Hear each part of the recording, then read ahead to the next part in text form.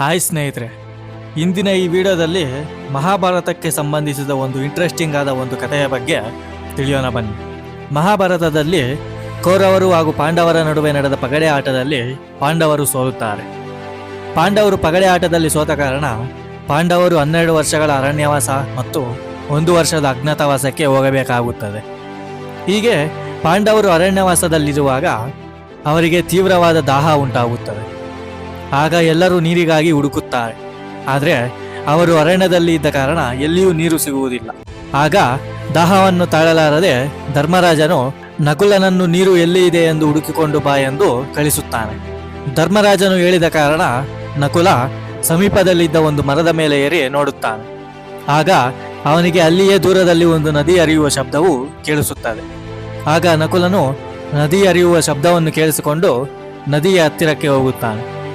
ಅಲ್ಲಿ ನಕುಲನಿಗೆ ಒಂದು ಸುಂದರವಾದ ನದಿ ಕಾಣಿಸುತ್ತದೆ. ಆಗ ನಕುಲನು ತನ್ನ ದಾಹವನ್ನು ತೀರಿಸಿಕೊಳ್ಳಲು ನದಿಗೆ ಇಳಿದು ನೀರನ್ನು ಕುಡಿಯಲು ಹೋಗುತ್ತಾನೆ. ಆಗ ಆಕಾಶದಿಂದ ಒಂದು ಧ್ವನಿ ಅವನಿಗೆ ಕೇಳಿಸುತ್ತದೆ. ನಿಲ್ಲು, ಇದು ನನ್ನ ನದಿ.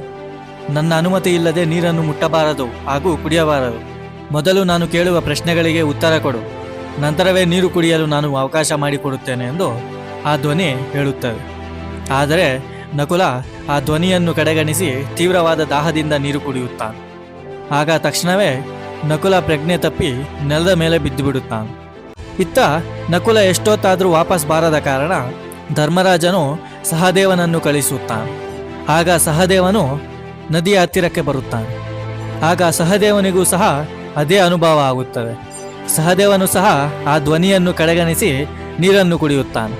ಕುಡಿದ ತಕ್ಷಣ ನಕುಲನ ಪಕ್ಕದಲ್ಲೇ ಸಹದೇವನು ಸಹ ಪ್ರಜ್ಞೆ ತಪ್ಪಿ ಬೀಳುತ್ತಾನೆ. ಆದರೆ ಇತ್ತ ನಕುಲ ಹಾಗೂ ಸಹದೇವ ಇಬ್ಬರು ವಾಪಸ್ ಬಾರದ ಕಾರಣ ಅರ್ಜುನ ಹಾಗೂ ಭೀಮ ಅವರನ್ನು ಹುಡುಕುತ್ತಾ ಬರುತ್ತಾರೆ. ಹೀಗೆ ನದಿಯ ಹತ್ತಿರಕ್ಕೆ ಬರುತ್ತಿದ್ದಂತೆ ಅವರಿಬ್ಬರಿಗೂ ಸಹ ಅದೇ ಎಚ್ಚರಿಕೆ ಕೇಳಿಸುತ್ತದೆ. ಅವರು ಆ ಸ್ವರವನ್ನು ರಾಕ್ಷಸನ ಮಾತು ಎಂದು ಭಾವಿಸಿ ಅಹಂಕಾರದಿಂದ ನೀರು ಕುಡಿಯಲು ಮುಂದಾಗುತ್ತಾರೆ. ಇನ್ನು ಕತೆ ಮುಂದುವರಿಸೋ ಮುಂಚೆ ವಿಡಿಯೋಗೆ ಲೈಕ್ ಮಾಡಿ ಹಾಗೂ ವಿಡಿಯೋನ ಶೇರ್ ಮಾಡಿ.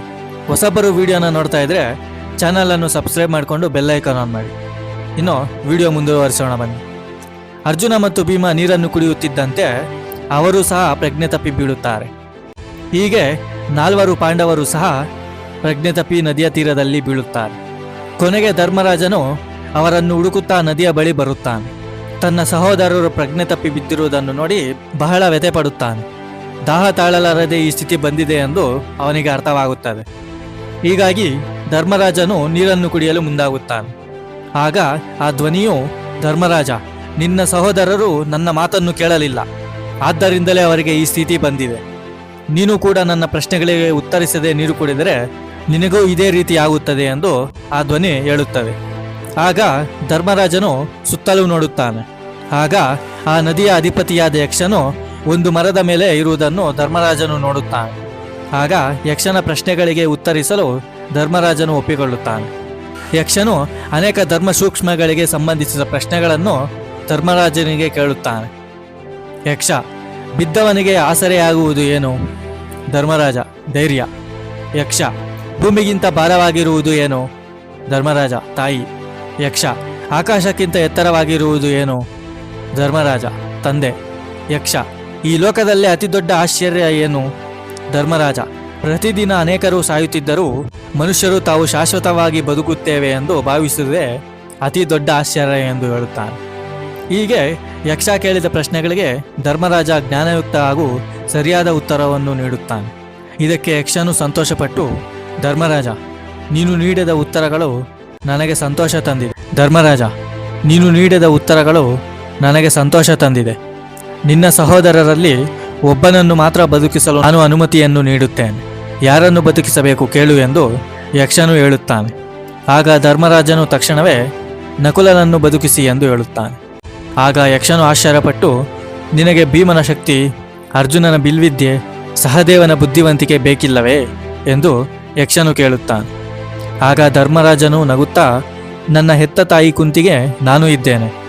ನನ್ನ ಸವತಿ ತಾಯಿ ಮಾದ್ರಿಗೂ ಒಬ್ಬ ಪುತ್ರ ಇರಬೇಕಲ್ಲವೇ? ಆದ್ದರಿಂದ ನಕುಲನನ್ನು ಬದುಕಿಸಿ ಎಂದು ಧರ್ಮರಾಜನು ಯಕ್ಷನಲ್ಲಿ ಕೇಳುತ್ತಾನೆ. ಆಗ ಧರ್ಮರಾಜನ ನಿಷ್ಠೆಯ ಧರ್ಮವನ್ನು ನೋಡಿ ಯಕ್ಷನು ಬಹಳ ಸಂತೋಷ ಪಡುತ್ತಾನೆ. ಆಗ ಯಕ್ಷನು ತನ್ನ ನಿಜ ಸ್ವರೂಪಕ್ಕೆ ಬರುತ್ತಾನೆ. ಅವರು ಬೇರೆ ಯಾರೂ ಅಲ್ಲ, ಅವಳೇ ಸ್ವತಃ ಧರ್ಮದೇವತೆ. ಧರ್ಮರಾಜನನ್ನು ಪರೀಕ್ಷಿಸಲು ಈ ರೂಪವನ್ನು ತೆಗೆದುಕೊಂಡಿದ್ದಳು. ನಂತರ ಧರ್ಮದೇವತೆಯು 4 ಪಾಂಡವರನ್ನು ಬದುಕಿಸಿ ಅವರನ್ನು ಆಶೀರ್ವದಿಸಿ ಮಾಯವಾಗುತ್ತಾಳೆ. ಇನ್ನು ಧರ್ಮರಾಜನ ಧರ್ಮನಿಷ್ಠೆ ಎಷ್ಟು ಇತ್ತಂದರೆ, ಧರ್ಮರಾಜನಿಗೆ ಅರಣ್ಯವಾಸ ಮತ್ತು ಅಜ್ಞಾತವಾಸದ ಸಮಯದಲ್ಲಿ ಅನೇಕ ಕಠಿಣ ಪರೀಕ್ಷೆಗಳು ಎದುರಾಗುತ್ತವೆ. ಆದರೆ ಎಂದಿಗೂ ಧರ್ಮರಾಜನು ಧರ್ಮವನ್ನು ಬಿಡುವುದಿಲ್ಲ. ಧರ್ಮರಾಜನು ತನ್ನ ಜೀವನ ಪೂರ್ಣ ಅವಧಿಯಲ್ಲಿ ಆದರ್ಶ ರಾಜನಾಗಿ ಧರ್ಮವನ್ನು ಪಾಲಿಸಿದ ವ್ಯಕ್ತಿಯಾಗಿ ಉಳಿದಿದ್ದಾನೆ. ಅದಕ್ಕಾಗಿಯೇ ಅವರನ್ನು ಧರ್ಮರಾಜ ಎಂದು ಕರೆಯುತ್ತಿದ್ದರು. ಇನ್ನು ಈ ಕಥೆಯಿಂದ ನಾವು ಏನನ್ನು ತಿಳಿಯಬೇಕಂದ್ರೆ, ಧರ್ಮನಿಷ್ಠೆಯಿಂದ ನಾವು ಇದ್ದರೆ ಧರ್ಮವೇ ನಮ್ಮನ್ನು ಕಾಪಾಡುತ್ತದೆ ಎಂಬ ಸಂದೇಶವನ್ನು ಈ ಕತೆ ನಮಗೆ ತಿಳಿಸುತ್ತದೆ. ಅದಕ್ಕೆ ಹೇಳೋದು,